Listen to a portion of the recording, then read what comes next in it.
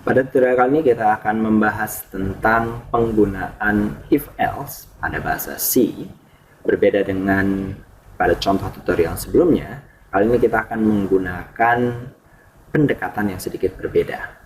Jika pada contoh sebelumnya kita langsung meletakkan informasi lulus atau gagal pada blok true statement dan false statement, maka pada bagian ini kita tidak akan menyatakan lulus atau gagal dengan langsung, tapi dengan cara mengisi sebuah variabel yang sudah disiapkan sebelumnya. Variabel yang digunakan adalah variabel X tipe array, ukuran 10 di sini, itu datanya karakter. Karena kita menggunakan fungsi string copy atau strcpy, mengakibatkan kita harus menyertakan juga header string di sini. Jadi baris 2 kita gunakan karena kita perlu menggunakan perintah ini, strcpy. Nah, juga dapat kalian lihat pada baris 9 saya tidak menggunakan kurung kurawal. Jadi pada contoh sebelumnya, setelah if lalu pengecekan statement logikanya apa, ada kurung kurawal di sini. Tapi pada code yang kali ini saya tidak menggunakan kurung kurawal. Tidak menggunakan kurung kurawal dibenarkan dan diizinkan dan cocok jika kita hanya memberikan true statement yang singkat, yang pendek, dan dapat langsung dituliskan dalam baris yang sama. Jadi penulisan if dan true statement dapat dituliskan dalam satu baris yang sama. Di sini perintahnya, jika nilai lebih besar dari sama dengan 60, true statementnya adalah string strcpy, fungsi string copy, ke variabel X, tulisan lulus. Atau dengan kata lain, kita meminta si program untuk mengisi variabel X yang dinyatakan di sini dengan kata-kata lulus, dengan kata lulus. Ini bagian true statementnya. Akan dikerjakan jika true.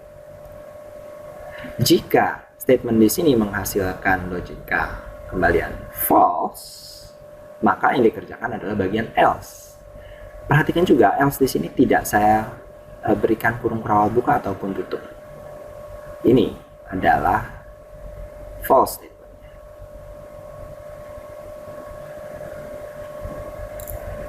Jadi baik pada true maupun false statement, saya tidak mencetak apapun ke layar. Hanya mengisi sebuah variabel yang sudah disiapkan sebelumnya. Di luar dari blok if dan else, selalu akan dikerjakan adalah mencetak variabel tersebut.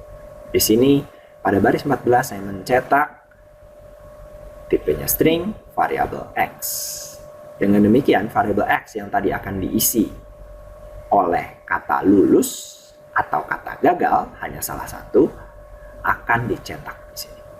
Perintah cetaknya sendiri di luar dari blok if else, sehingga pasti akan dikerjakan terlepas dari kembalian logika ini. Jadi baris 14 tidak termasuk dalam false statement, tapi di luar dari blok if else ini. Baru pada akhirnya kita nyatakan di baris 16 program selesai.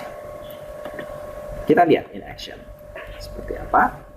Saya compile. Inputkan sebuah nilai. Ini adalah perintah di baris 6. Inputkan sebuah nilai. Lalu inputan kita akan diterima dengan perintah scanf. Input sebuah nilai. Saya masukkan misalnya 45. Enter. Di sini tercetak gagal. Kenapa? Karena pada saat cek logika di sini, 4, apakah 45 lebih besar sama dengan 60? Tanda tanya, gitu ya.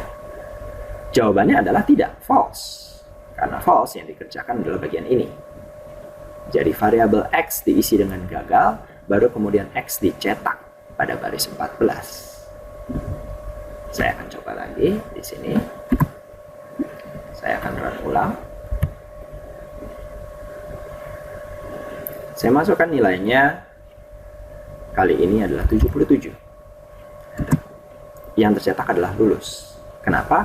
Karena apakah 77 lebih besar dari 60? Jawabannya adalah true.